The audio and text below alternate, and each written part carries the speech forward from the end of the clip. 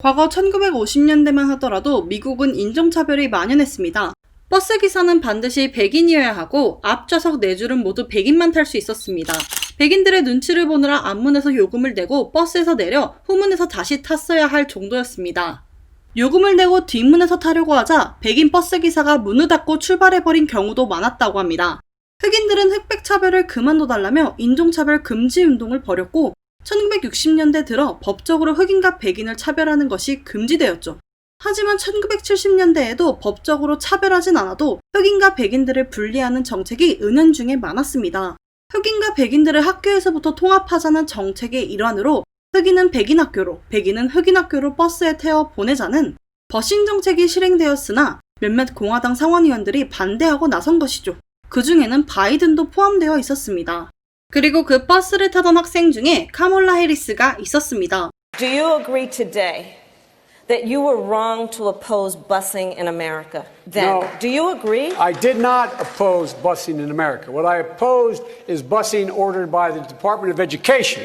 That's what I opposed. Well, I there did was not a oppose. failure of states to integrate No, public but schools in America. I was part of the second class to integrate Berkeley, California public schools almost 2 decades after Brown v. Board of Education. Because your city council made that decision. It was a So local that's where the decision. federal government must step The in. That's why federal we have the government Voting must Rights Act and the Civil Rights Act.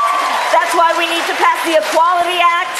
That's why we need to pass the ERA, because there are moments in history where states fail to preserve the civil rights of I all have people. supported the ERA from the very beginning when I Vice ran for President Biden, the 30 seconds. 이 토론회는 민주당 대선 후보 경선 토론회였는데 해리스의 공격에 바이든의 지지율이 감소했었습니다. 바이든은 자신의 과거사까지 언급하며 맹렬하게 공격했던 해리스를 부통령으로 지목했습니다. I accept your nomination for Vice President of the United States of America. 대선 후보 경선 과정에서 경쟁하던 사이였지만 부통령으로 지목했다는 점을 두고 바이든이 유색인종, 여성의 표를 더 얻고자 한 초조함을 보인 것이라는 해석도 있지만 리얼 클리어 팔리틱스에서 미국 여론조사를 살펴보면 9개 모든 조사에서 바이든이 앞서고 있습니다.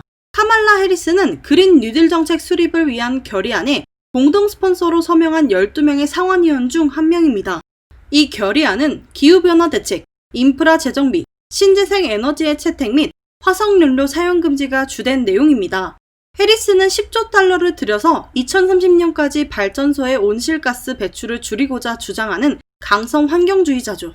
바이든 후보가 2조 달러를 들여 태양광과 풍력 발전으로 화석연료를 대체하겠다는 내용보다도 급진적입니다. 해리스를 부통령으로 지목했다는 것은 파리기후 협약을 탈퇴했던 트럼프와는 정반대 노선을 걷겠다는 신호로 보입니다. 실제로 해리스의 수락 연설 이후 덴마크의 풍력 터빈 업체 베스타스와 이스라엘의 태양광 기업 솔라엣지가 주목받고 있는데요. 먼저 친환경 에너지, 그 중에서도 태양광 산업에 대해 전반적으로 알아볼까요? 태양광 산업은 그 등락이 매우 심한데 가장 큰 이유는 역시 정치적인 이유입니다. 대형 프로젝트 수주로 커가야 하는 초기 시장 형태이기에 정치인들의 변덕에 따라 등락이 심하죠. 개별 기업은 그 유동성이 더 심한데요. 이것은 국내 해외 할 것 없이 비슷한 특징을 보이고 있습니다. 국내에서 남자의 주식이라 불렸던 OCI를 기억하시나요? 화학 업체였던 OCI가 2011년 갑자기 미국 에버그린 솔라를 인수하면서 태양광 산업에 뛰어들었는데요. 이 미국 회사가 돌연 파산하면서 주당 64만 원이던 OCI가 주당 16만 3,500원까지 끝없이 하락했습니다. 거래만 열렸다 하면 52주 신저가 행진이었죠. OCI의 몰락은 비단 에버그린 솔라의 파산뿐 아니라 중국 기업들의 치킨 게임이 더 큰 원인이 되는데요. 중국 기업들은 자국 정부의 보조금을 받으며 타국보다 싼 전기료로 태양전지의 원재료인 폴리실리콘을 값싸게 생산해 폴리실리콘 가격 폭락을 이끌었습니다. 중국 기업들이 왜 폴리실리콘의 가격을 지속적으로 떨어뜨릴까요? 결국 자신들의 매출만 감소하는데 말이죠. 이것은 태양광 산업의 특성상 미래에는 더 큰 수요가 확정적이기 때문에 스스로도 피를 흘리더라도 현재 경쟁사들을 말려 죽이는 것이 장기적으로 시장을 독식할 수 있다는 계산이 들어있습니다. 아마존이 영업이익률을 제로 수준까지 떨어뜨려 월마트로부터 점유율을 가져온 것처럼 말이죠. 뿐만 아니라 중국 기업들은 폴리실리콘의 생산 원가가 타국보다 적게 듭니다. 폴리실리콘을 만드는 과정에서 생산 원가의 48%가 전기요금이라는 점도 전기료가 싼 중국 기업들의 유리한 조건이죠. 이렇게 치킨 게임을 하던 와중에 OCI는 서서히 무너지고 만 것입니다. OCI를 통해 우리는 업계가 아무리 장밋빛으로 보여도 확고한 해자가 없다면 치킨 게임이 무너질 수 있다는 점과 나중까지 버티고 살아남는 자가 승리하는 태양광 산업의 특성을 살펴볼 수 있습니다. 태양광 산업은 지금까지 언젠가는 성장할 미래 산업이지만 지금 굳이 태양광을 도입해야 하나 하는 위치에 있었습니다. 그렇기에 폭발적인 성장은 보기 힘들었죠. 하지만 현재 태양광 산업은 크게 두 가지 이유로 과거와는 다른 모습을 보이고 있습니다. 첫째, 중국이 떨어뜨린 태양전지의 가격이 결과적으로 싸게 태양광 발전을 할 수 있도록 만드는 것이죠. 한마디로 태양광 산업이 가격 경쟁력을 확보하고 있다는 뜻입니다.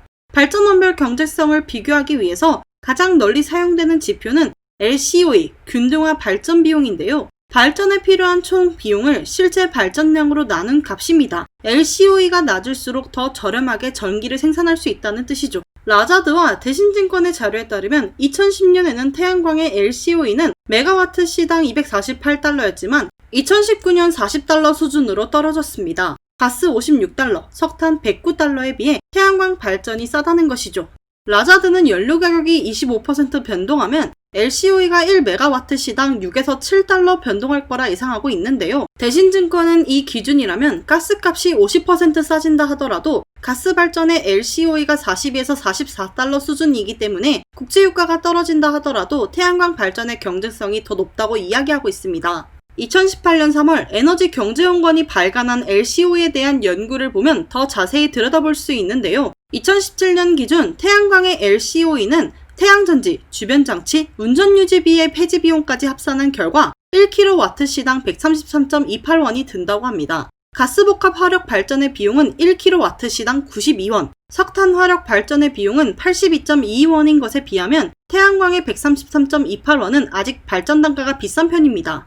LCOE는 환경비용, 정책비용을 포함한 발전비용이기 때문에 가스와 석탄 쪽에 어느 정도 페널티를 줬음에도 태양광이 단가가 훨씬 비싸다는 것은 아직도 그리드 패리티에 도달하려면 멀었다는 이야기가 되죠. 정부의 보조금 지원 없이도 화석 연료와 발전 단가가 같아지는 그리드 패리티엔 아직까지 도달하지 못했지만 이 보고서에서는 2030년이면 태양광 발전이 그리드 패리티에 도달할 것으로 전망하고 있습니다. 블룸버그의 가격 감소율을 적용해 미래 비용을 추산해 본 결과 2030년이면 1kW 시당 태양광 발전 비용이 토지 비용 14.63원, 직접 비용이 66.03원, 총 80.67원으로 떨어진다고 합니다. 2030년 가스복합 화력 LCOE는 98.71원인데요. 환경비용 등 간접비용을 제외한 직접비용만 해도 82.15원입니다. 2030년 석탄 화력 LCOE는 환경비용이 크게 올라 간접비용이 39.54원, 직접비용이 60.52원, 총 합 100.06원으로 가장 비싼 발전시설이 됩니다. 정리해보면 2030년 태양광은 80.67원, 가스복합 화력은 98.71원, 석탄 화력 발전은 100.06원으로 태양광이 가장 싸게 되는 것이죠. 에너지경제연구원은 2030년이면 태양광 발전이 그리드 패리티에 도달해 가장 경제성 있는 발전시설이 될 거라 예상하는 것입니다. 이것이 태양광 산업이 이전과는 달리 탄탄하게 성장할 가능성, 그 첫 번째입니다. 바로 경제성이죠. 그렇다면 태양광 산업의 발전 가능성, 그 두 번째는 무엇일까요? 바로 기후협약으로 확정적인 수요가 확보된다는 것입니다. 2020년 만료되는 교토의 정서를 대신해 2021년부터는 파리협정이 기후변화 협정의 자리를 차지하는데요. 지구의 평균 온도가 산업화되기 전보다 2도 이상 올라가지 않도록 각 국이 온실가스 배출량을 줄이도록 하자는 내용입니다. 파리협약을 탈퇴하겠다 선언한 미국은 2020년 11월 대선 이후에야 공식적으로 탈퇴가 됩니다. 트럼프가 재선에 실패한다면 탈퇴를 번복할 가능성이 높죠. 실제 캘리포니아에서는 2020년부터 신축 건물에 반드시 태양광 발전시설을 의무적으로 설치한다는 법을 통과시켰죠.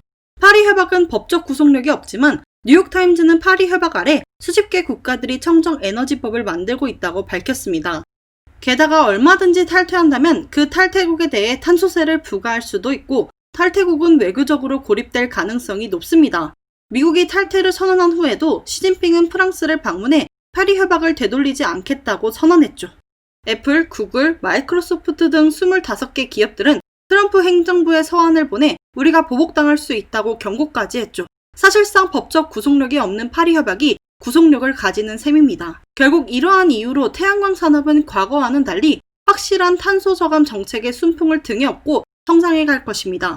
그렇다면 어떤 태양광 기업들이 성장해 갈 수 있을까요? 다음 시간에는 그 태양광 기업들 중 인버터 생산 기업 솔라엣지에 대해 알아보도록 합시다. 시청해 주셔서 감사합니다.